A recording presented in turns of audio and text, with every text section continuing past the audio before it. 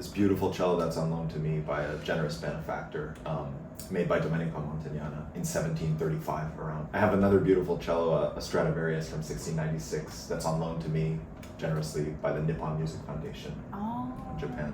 The two cellos are also very different in the quality and character of their sound. The Strad is very rich and colorful and has like a very deep, like rainbow-like voice, you know? And the Montagnana is, I feel it's a more athletic cello. It's slightly smaller, but it has a great sense of touch underneath the bow. And so playing it feels very much like a dream. Like you can do anything. You don't have to fight against it the way that you might sometimes with the Strad. So it means that you can go heavier and deeper, and then the sound goes more, like it goes out more, and versus Strad, you will probably have to use more bow speed and to create you know, the I don't know, the expression that you want. Yeah, just I feel like the Strad, it requires a lot more detail from the player, like in everything, vibrato, pressure, speed, as you were saying.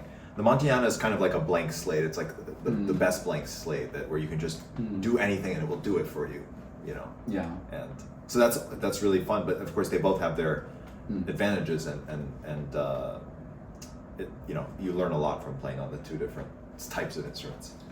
Now that you know that we get into instrument, I have so many questions about. I'll ask maybe one more thing about cello. Sure. How do you?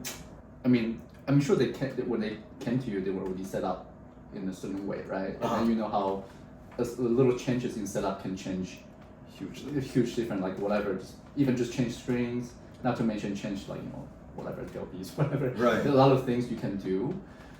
Do you get to do these things because they're expensive, you know, instruments, and the setup has probably been, you know, tried and true by other cellists. But do you also change things based on your preference? I do, yeah. So, like for example, the Strad, it's a very big cello, and I'm used to playing on smaller cellos. By big cello, I mean that the string length is very long, so it feels in the hand that, you know, just to get the same note, you have to stretch more, and that over time, when you play a lot of if you just practice a lot, it can be tiring and somewhat more difficult to play in tune.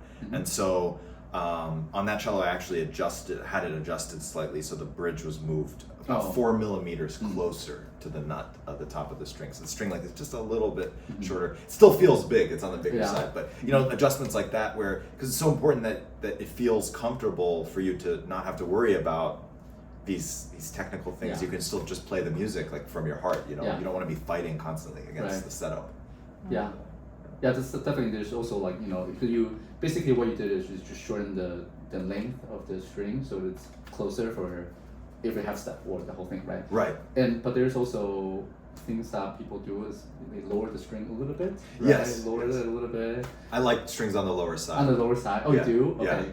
Okay, me too. I was recently playing you know, opera by Wagner, and there's a lot of just a long hour of playing nonstop, and I realized that it's if I just change the strings to a softer gauge, and then also and also make it a little lower, it helps. Yeah, to endure.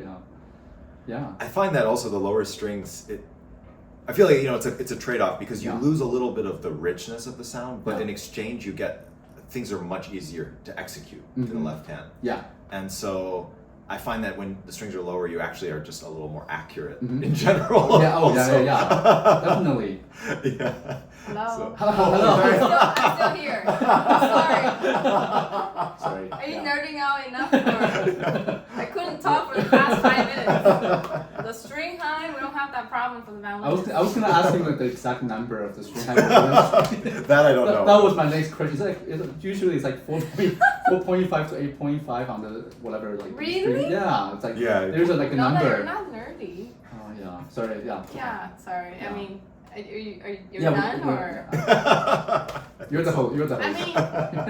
I mean, listen. I mean, I don't know how challenging it is to play the cello, but like it seems like it does take a lot of physical requirements too.